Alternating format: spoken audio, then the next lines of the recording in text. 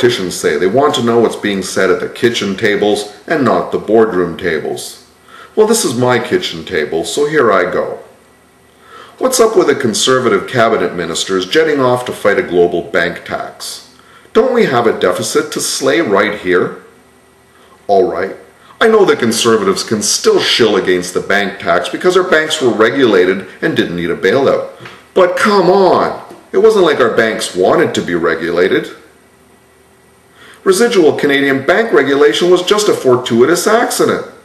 After Mulroney, Canadians had enough neoconservatism to last them a couple of decades. These decades just happened to coincide with a bonfire of financial regulations illuminating the orgy of greed. Tax cuts have been the conservative mantra since Reagan and Mulroney sang Harmony on Danny Boy. But everybody is paying more taxes and getting less for their money, with the glaring exception of corporations and the rich. The Ontario and BC governments will soon introduce harmonized sales taxes.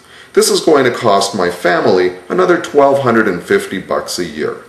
Meanwhile, the Ontario government cut a $250 per month allowance to disability benefit recipients with medical dietary needs.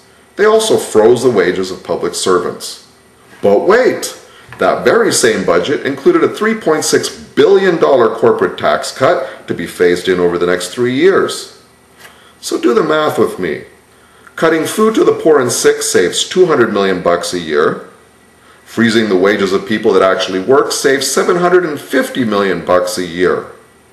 The harmonized sales tax will cost Ontario consumers $900 million more per year and cost businesses $1.6 billion less per year. And corporations will end up paying $3.6 billion less per year in perpetuity. Let's see. This year, you, me, the poor and the sick contribute $1.8 billion more per year. Corporations and the rich pay $2.8 billion less per year. This is why we can't pay down the deficit and need to have bake sales to buy books.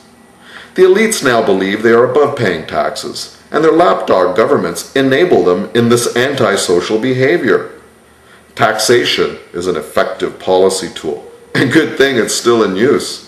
If this were a cash and carry world like the capitalists wanted it to be, there wouldn't have been any bailouts or backstops when Wall Street shit the bed.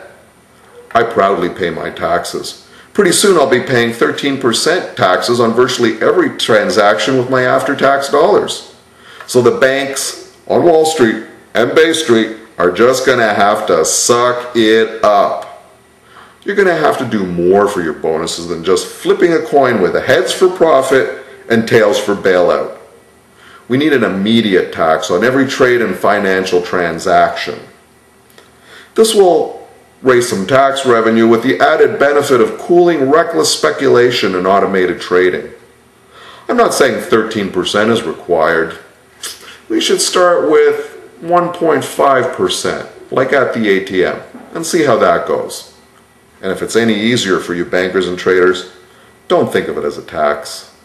Think of it as a service fee. At the De Silva kitchen table, I'm Humberto De Silva, not Rex Murphy.